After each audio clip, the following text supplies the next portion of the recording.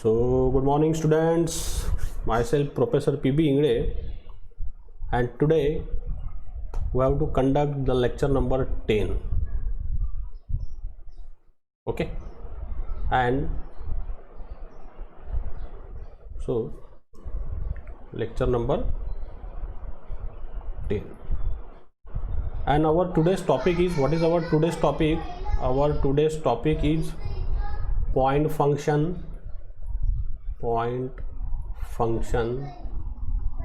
comma path functions. Okay, so this is our today's title, boys. Point functions and what is path functions. So first of all, we define for a point functions. First of all, we define the point functions. Okay, so we define the point functions. So what is the definition of the point function? Look at the boys here. Before write down the definition, I draw the one simple here, a PV diagram. Then after that you should be understand very well. Suppose I draw this PV diagram here, right? This is pressure versus volume. So the locations like that. No, graph is like that. This is the one and this is the two. Okay, boys. This is the volume V1. This is the volume V2. This is the pressure P2. This is the pressure P1. This is the P. So here, boys, what is we define? First we define the point functions. Another name for this point function, another is what is, it is a state function also. This is our second name, state functions. So what is the definition of the points? See here, when two properties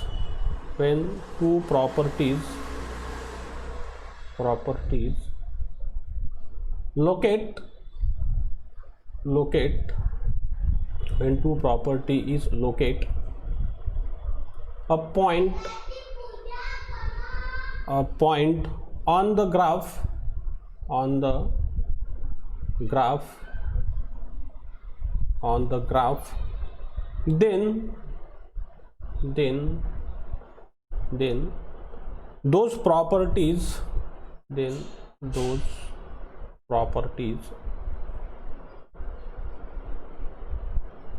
then those properties are called as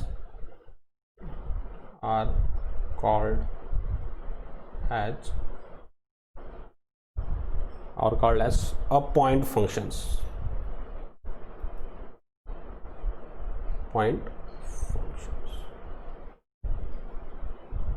Yes or no? Yes. Means देखिए बच्चों, यहाँ पे मैंने एक simple definition लिखी है. क्या लिखा है मैंने, देखिए, when two properties see here,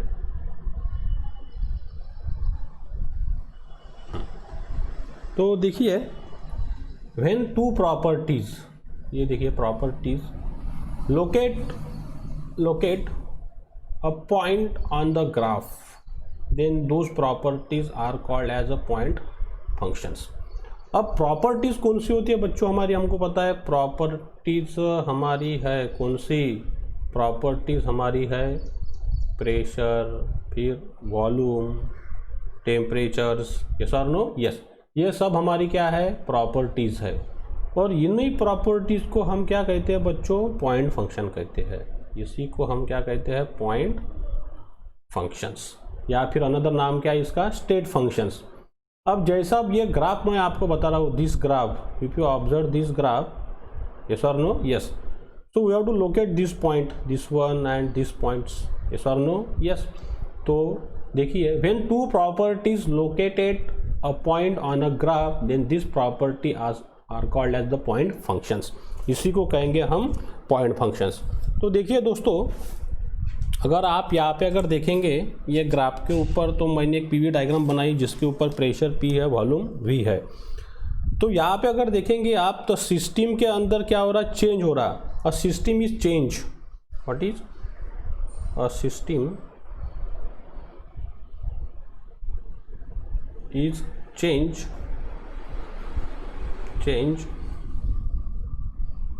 from one state to another state, one state to another state, another state, one state to another state.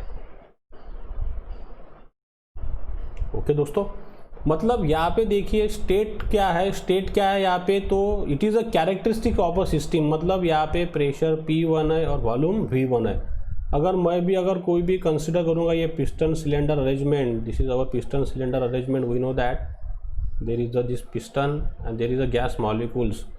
तो इनिशियली अब इसका स्टेट क्या है बच्चों, P1 और V1 है, बराबर है.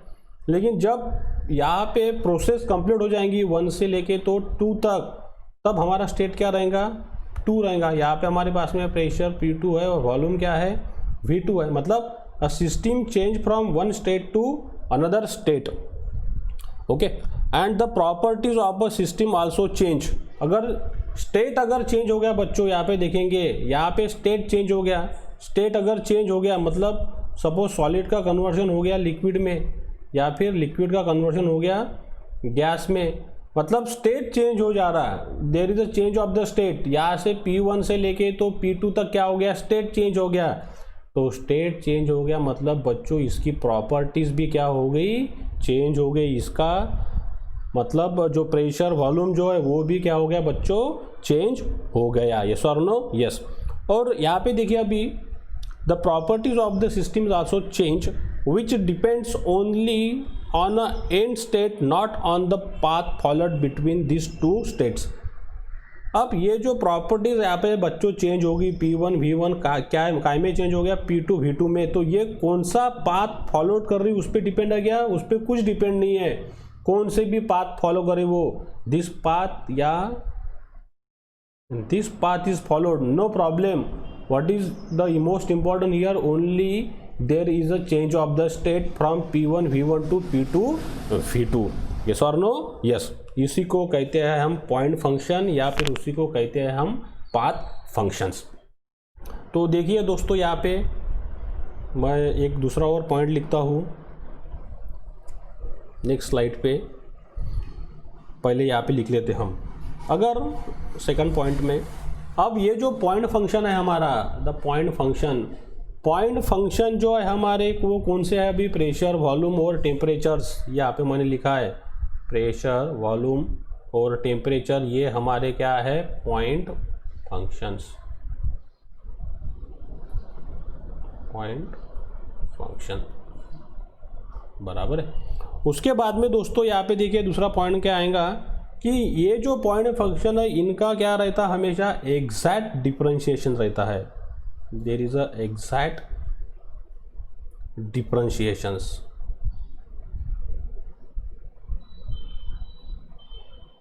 बराबर है, मतलब इनका हर बार हमेशा क्या रहेगा बच्चों, एग्जैक्ट डिफरेंशिएशन रहेगा. एग्जैक्ट डिफरेंशिएशन रहेगा मतलब ये जो पॉइंट फंक्शन है दोस्तों ये हमेशा कैसे बताए जाएंगे, ये हमेशा बताए जाएंगे. अगर मैं यहाँ पे कंसिडर करता हूँ तो प्रेशर P1 से लेके तो कहाँ तक चेंज हुआ, P2 तक. मतलब मैंने अगर ऐसा शो किया एग्जैक्ट डिफरेंशिएशन, तो एग्जैक्ट डिफरेंशिएशन हम शो करते हैं D से. यस और नो, यस. मतलब मैं लिखूँगा dP, तो प्रेशर कितने इसमें चेंज हो गया बच्चों, P2 माइनस P1 या फिर P1 minus P2 what averse. अगर बच्चों उसका वॉल्यूम अगर चेंज होगा तो मैं उसको कैसे लिखूँगा, dV, और dV को मैं कैसे लिखूँगा, what is V2 minus V1. अगर उसका टेम्परेचर चेंज होता है बच्चों तो मैं उसको कैसे लिखूंगा, dt, और dt को भी मैं कैसे लिखूंगा, T2 माइनस T1. यस और no, yes. In this way we have to write down the what is a point functions. देखिए एक बार और definition, when two properties are located a point on a graph. ये जो graph मैंने लिखा ला, ये जो ग्राफ है अपना बच्चों, इसके ऊपर मैंने क्या लोकेट किया, ये पॉइंट्स लोकेट किए हैं. इनको क्या कहते हैं अपन, पॉइंट या फिर state functions. This properties are called as a point functions. तो ये सिंपल एक्सप्लेनेशन मैंने बताया बच्चों आपको पॉइंट फंक्शन में। इसमें आपको याद क्या रखना है, इसका क्या रहता है हमेशा एग्जैक्ट डिफरेंशिएशन, मतलब हर बार इसमें क्या आएगा, डी आएगा। तो dp लिखेंगे तो आप p2 माइनस p1, dv लिखेंगे आप तो v2 माइनस v1, dt लिखेंगे आप तो t2 माइनस t1 दोस्तों। यस और no? Yes. Now another we have to discuss the new properties, the topic path functions. तो देखिए गाइस यहाँ पे पाथ फंक्शन के बारे में।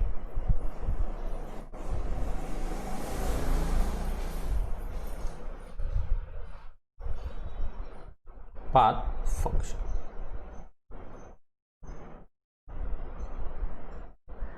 बराबर है। हाँ, मैं और एक बार यहाँ पे दोस्तों पीवी डायग्राम बना देता हूँ। यहाँ पे we know this is our PV diagram. This is point 1, this is point 2. This is pressure P1, pressure P2, volume V1, volume V2. Okay, अब यहाँ पे देखिए मैं पाथ फंक्शन की डेफिनेशन लिखता हूँ, very simple. What is the definition? A quantity whose value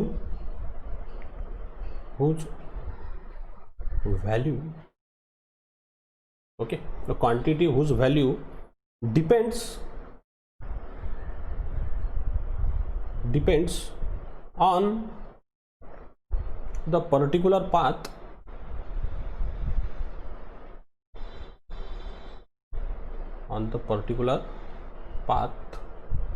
followed on a particular path followed during the process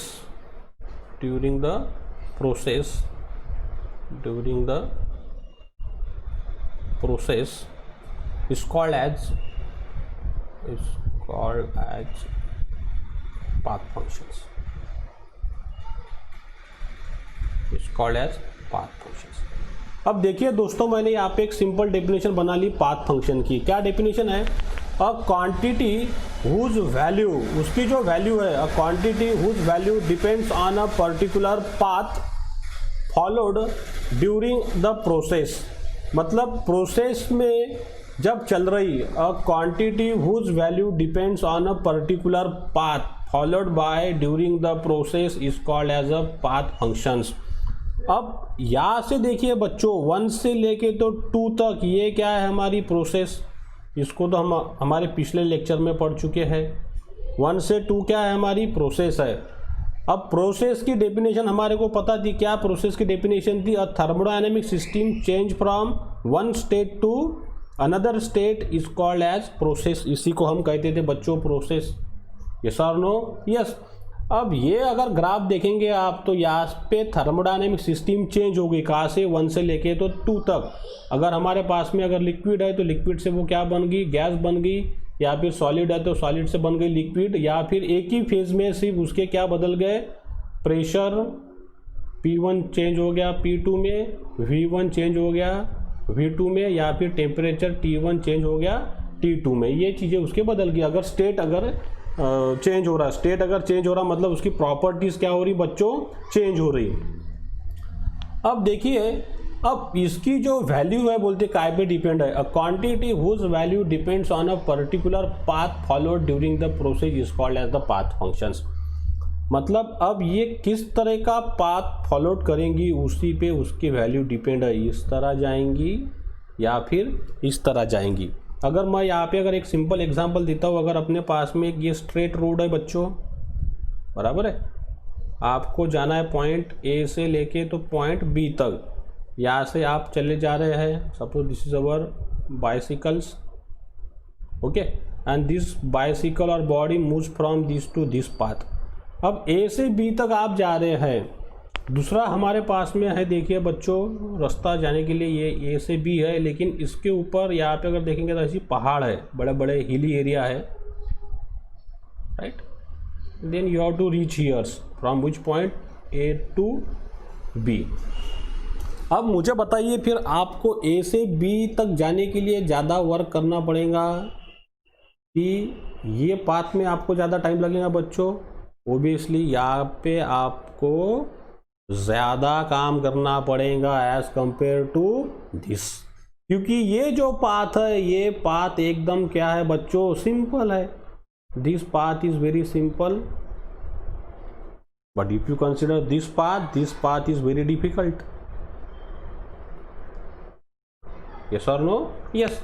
यहाँ पे अगर आप चलने की कोशिश करेंगे तो आपको यहाँ पे ज़्यादा वर्क करना पड़ेगा. यस और no? Yes, as compare to the this straight path. मतलब इसकी जो वैल्यू अभी देखिए, a quantity whose values depends on a particular path followed during a process is called as a path functions.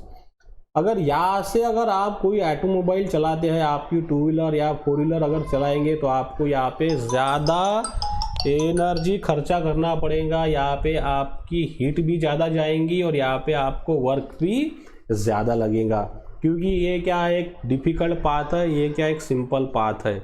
यहाँ पे आपको वर्क करना पड़ता है सपोज 2 जूल, तो यहाँ पे अपने को 2 जूल वर्क करना पड़ेगा या बच्चों, यहाँ पे हमारे को 10 जूल.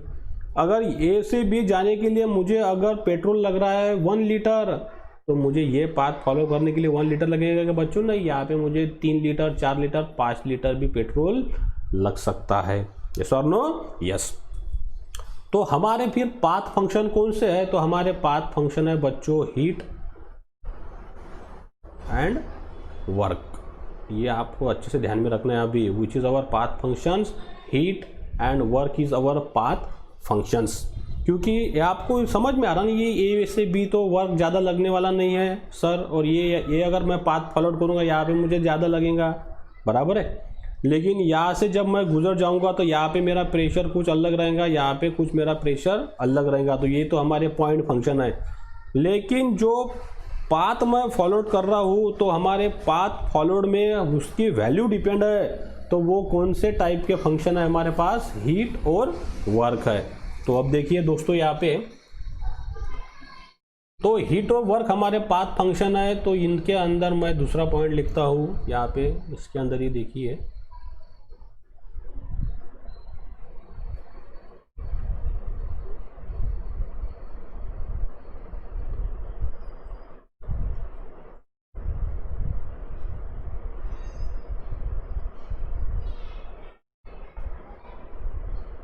इसका मैं थोड़ा सा इरेज कर दे रहा हूँ. यस और नो? यस.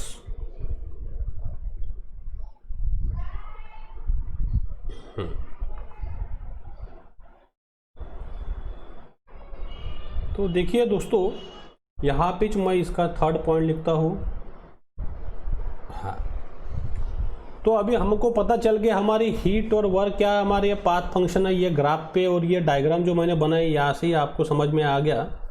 अब दोस्तों देखिए, ये जो पाथ फंक्शन है ये कैसे रहेंगे हमारे हमेशा? It is a in exact differentiation. In exact differentiations.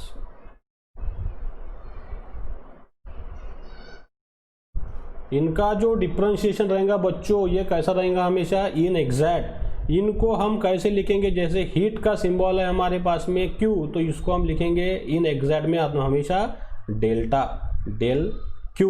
Work को कैसे लिखेंगे बच्चों? हमेशा हम डेल W. मतलब हम यहाँ पे हमेशा कौन सा यूज करने वाले हैं वर्ड? डेल्टा. हमेशा हम यूज़ करेंगे डेल्टा. डेल्टा सिंबल किसके लिए आएगा बच्चों? ये पाथ फंक्शन के लिए. और कौन सी कैटेगरी है हमारी? हीट और वर्क की. तो जैसी अभी हमारी को यहाँ पे हीट हमारी बढ़ जाएंगी या हीट हमारी ज़्यादा खर्चा होंगी ए से लेके तो बी तक, यहाँ पे कम, यहाँ पे हमारी ज़्यादा हो जाएंगी. ए डैश और बी डैश बोलूँगा मैं इसको. तो डेल्टा क्यू को हम कैसे लिखेंगे दोस्तों? Delta Q is equal to what is Q1 dash Q2 in this way. Yes और नो? यस. या फिर हम अगर वर्क डन लिखते हैं डेल W, तो डेल W को भी हम कैसे लिख सकते हैं दोस्तों? W1 dash 2. In this way we can write down our path functions. तो ये सिंपल डेफिनेशन होगी पाथ फंक्शन की और बच्चों पॉइंट फंक्शन की. तो आगे देखते हैं हम हमारा दूसरा टॉपिक, लेट्स सी।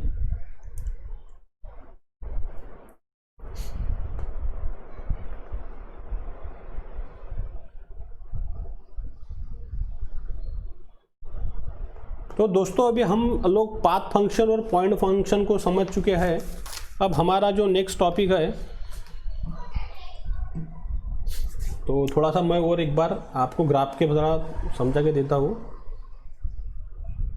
ये अगर मैंने पीवी डायग्राम बना दी दोस्तों, पीवी, ये हमारा पीवी, ये उसके ऊपर का ग्राफ बना दिया। This is the point P1 and this is the point 2, V2 pressure, P2 और वॉल्यूम V1, ये V1।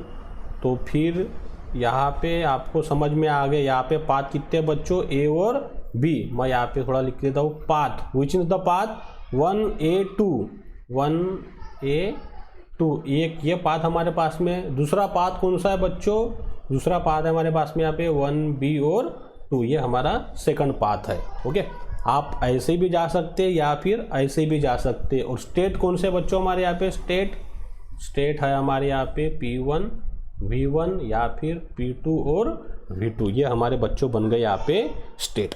यस और नो, यस। अब उसके बाद में ये तो 1A2B ये पाथ है, इसको हम और क्या कहते हैं, प्रोसेस भी कहते हैं, आप लोगों को पता है। This is the process also. Yes और no, yes.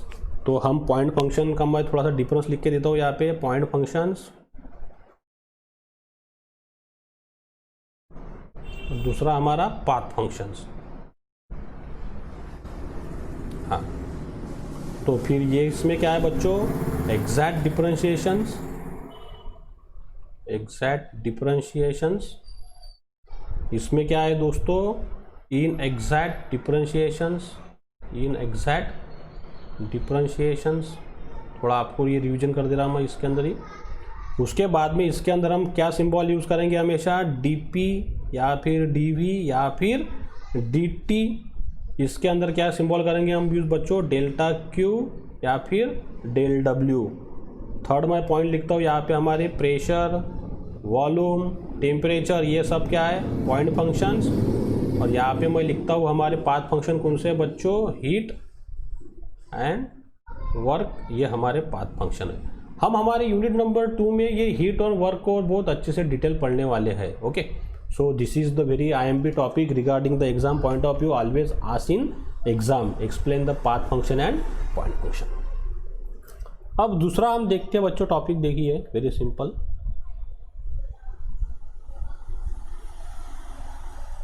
Definition of temperatures.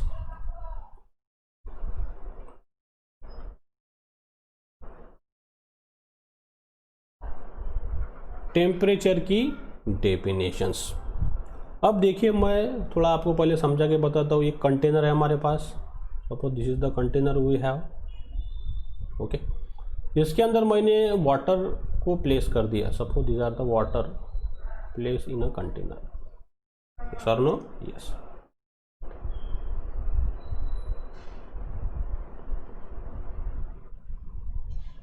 अब इसके अंदर जब वाटर के पार्टिकल्स है बच्चों, that is H2O, water will be there. Yes और नो, यस। अब इसका सपोज अभी टेम्परेचर है T1 सपोज 30 डिग्री सेल्सियस, बराबर है।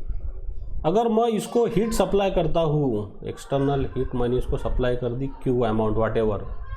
अब इसको मैं हीट सप्लाई कर दूंगा तो इसका टेम्परेचर बच्चों कम हुआ कि ज़्यादा होगा, ज़्यादा हो जाएगा सर। वो सपोज बढ़ गया, T2 बढ़ गया हमारा 70 डिग्री सेल्सियस, बराबर है, हीट सप्लाई करने से ये कंटेनर को। इसके अंदर मैं और दूसरी डायग्राम कंसिडर करता हूँ।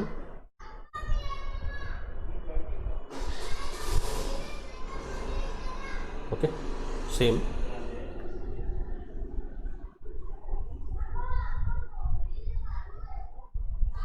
इसके अंदर भी मैंने बच्चों वाटर निकाल रख दिया। Suppose water particle will be there.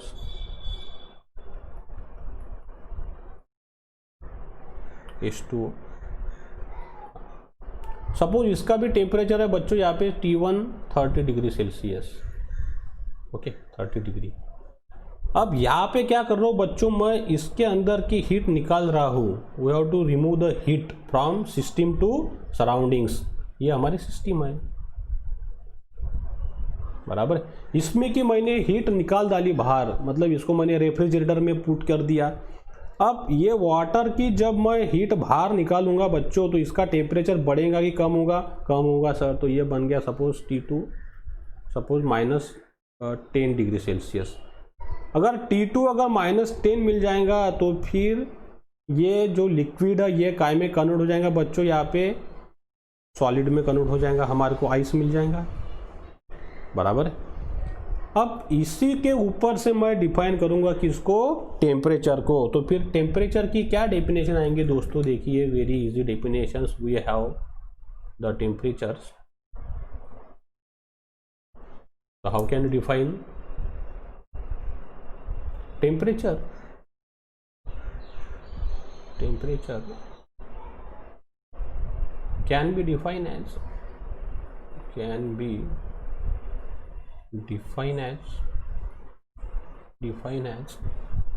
अब यहाँ पे क्या हो रहा बच्चों? हॉट हो रहा, और यहाँ पे क्या हो रहा बच्चों? कोल्ड हो रहा। तो फिर क्या करेंगे? Temperature can be define as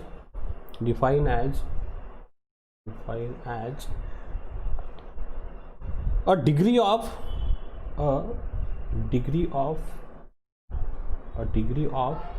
hotness or coldness. A degree of hotness or coldness is called as temperatures. इसी को हम क्या कहते हैं दोस्तों? टेम्परेचर। एक तो क्या होगा उसका? डिग्री हॉट होगा या फिर कोल्ड होगा। अब इसका ऐसा यूनिट आपको पता है काय में मेजर करते हैं हम? एक तो ये डिग्री सेल्सियस में, या फिर हम करते हैं मेजर केल्विन में, या फिर हमारे पास में अलग अलग प्रकार की यूनिट है, फ़ारेनहाइट आल्सो। तो majority we measure in Celsius और इन केल्विन्स, और another is unit what is Fahrenheit.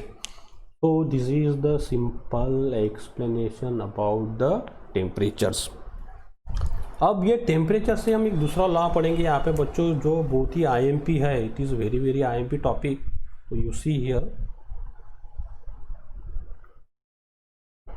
zeroth law of thermodynamics. Zeroth law of thermodynamics.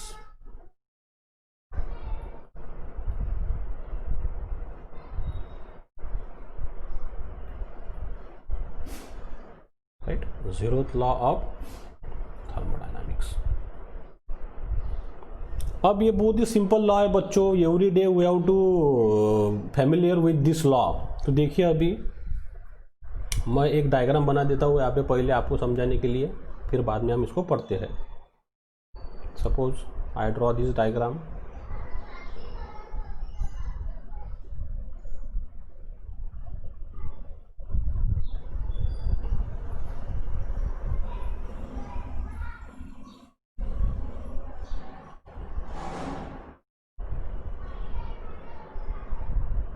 Okay, yes.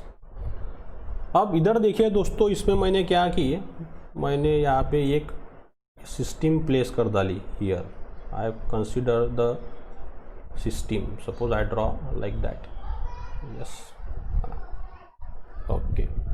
ये मैंने यहाँ पे सब पूरा मटेरियल लगा दिया, इंसुलेशन कर दिया। ये this is my insulations, this is the insulations I provide here. Sir no? Yes.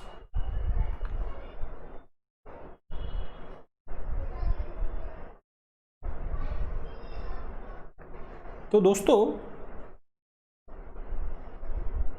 ये मैंने यहाँ पे इंसुलेशन प्रोवाइड कर दिया बॉडी को। This are the insulations I provide. I write down this the insulations will be there.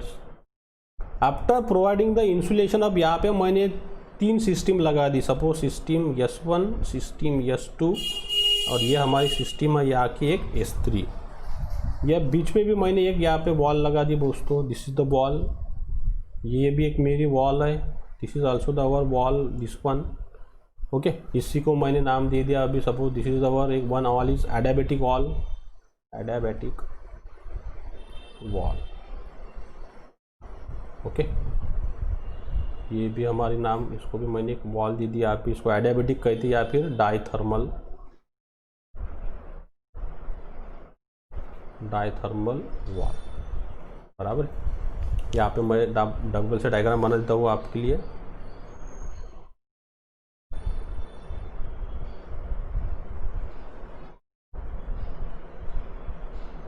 बराबर है दोस्तों, यस, ऐसे मैंने सेपरेट निकाले डायग्राम। ये हमारी सिस्टम S1, ये हमारी SIS2 और ये हमारी S3, और इसको हमने ऐसे प्लेस कर डाला कहाँ पे, एक इंसुलेशन में। यस और no, yes, we have to put like that.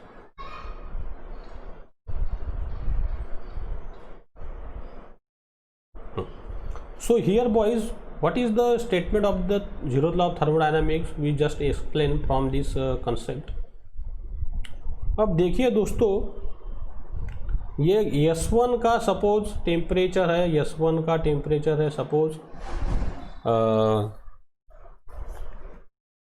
Icon से 30 डिग्री सेल्सियस।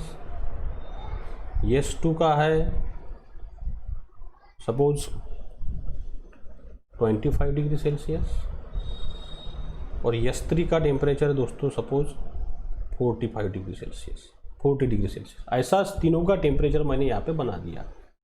अब जीरोथ लॉ क्या कहता है, देखिए अभी, when two systems are thermal equilibriums. अब जब ये हमारे पास में है, अब हमने अगर कंसिडर किया S1 और S2, अगर दोनों थर्मल इक्विलिब्रियम हो गए, S1 और S2, मतलब S1 क्या इतना ही टेम्परेचर बन गया दोस्तों, S2 का वो जो हो गया, ये भी हो गया 30 डिग्री सेल्सियस अगर हमारे पास में, मतलब 25 को मैंने कन्वर्ट कर डाला, सपोज 30 डिग्री सेल्सियस का टेम्परेचर है। अब देखिए, it state that, what is the statement, when to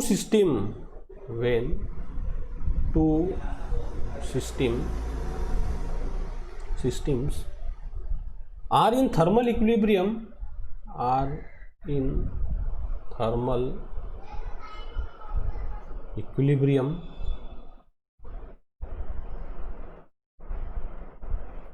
when two systems are in thermal equilibrium, मतलब S1 और S2 ये दोनों क्या हो गए, थर्मल, मतलब 25 था तो हमने इसको सपोज कंसिडर कर लिया अभी 30 डिग्री सेल्सियस, मतलब S1 बराबर है हमारे पास में अभी S2।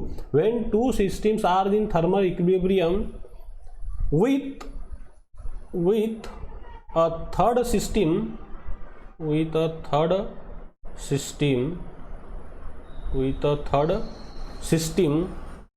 they are turn thermal equilibrium to each others, then they are turn thermal equilibrium to each other। Okay, मतलब देखिए बच्चों, स्टेटमेंट से क्या बोला उसने कि जब दो सिस्टम्स अगर थर्मल इक्विलिब्रियम है, when two systems are in thermal equilibriums, मतलब देखिए दोस्तों यहाँ पे, when the two systems are thermal equilibrium with a third system, then they are turn thermal equilibrium to each other। अगर ये S1 अगर बराबर है S2 के, बराबर है, ये मैंने सिस्टम कंसिडर की S1 और S2, ये दोनों का टेम्परेचर सेम है, अगर ये अगर कनेक्ट हो जाएंगी ये थर्ड सिस्टम S3 से, तो फिर कुछ देर के बाद में then they are turn thermal equilibrium to each others. मतलब मैंने अगर बोला है बच्चों S1 कितना टेम्परेचर है अपने पास में अभी 30 डिग्री सेल्सियस, S2 हमारे पास में है वो भी कितना बच्चों 30 डिग्री सेल्सियस, लेकिन जो हमारे पास में S3 था उसका टेम्परेचर कितना था 40 degree Celsius.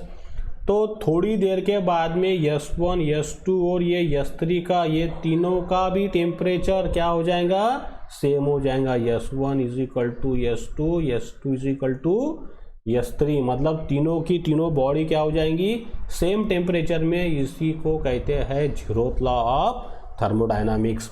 Yes or no? Yes. When two systems are in thermal equilibrium with a third system, then they are turn thermal equilibrium to each other. मतलब S1 और S2 एक दूसरे के साथ में हीट ट्रांसफर कर लेंगे, उनका टेम्परेचर सेम हो जाएगा, बाद में फिर S3। मैं एक सिंपल एग्जांपल आपको देता हूँ बच्चों। अगर हमारे पास में अगर हमारी क्लासरूम है, बराबर है, अब ये क्लासरूम के अंदर 60 बच्चे बैठे हैं, बराबर है। जब ये बच्चे हमारे घर से, अपने घर से निकलते हैं और ये क्लासरूम में आके बैठते हैं, अपने घर से निकला कोई स्टूडेंट यहाँ से, कोई यहाँ से, अब सबका टेम्परेचर क्या रहता बच्चों, अलग अलग रहता। किसी का सेम रहता क्या नहीं, ये T1 है, इसका टेम्परेचर है T2, कोई और बच्चा आएगा यहाँ से, इसका टेम्परेचर है T3। जब ये क्लासरूम में आके जब वो बैठ जाता है क्लासरूम में, तो फिर कुछ देर के बाद में इन सबका टेम्परेचर क्या हो जाएगा बच्चों, सेम हो जाएगा। Every temperature it should be same. इसी को कहते हैं हम zeroth law of thermodynamics. Yes और नो? यस। तो I hope you should be understands very well what we learned today: point function, path function, temperature and zeroth law of thermodynamics. Yes or no?